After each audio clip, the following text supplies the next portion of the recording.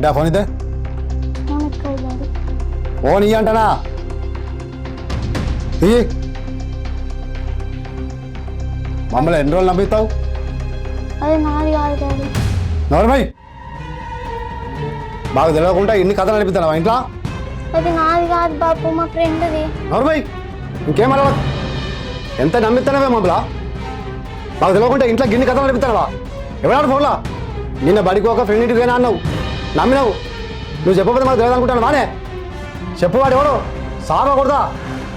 వద్దు బాపు, ఇంకోసారి అట్లా చెయ్యా.